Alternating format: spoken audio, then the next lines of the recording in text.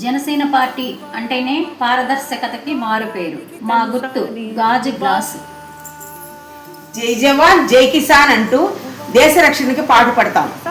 జై జనసేన నీతి నిజాయితీతో పవన్ కళ్యాణ్ గారి అడుగుజాడల్లో నడుస్తాం.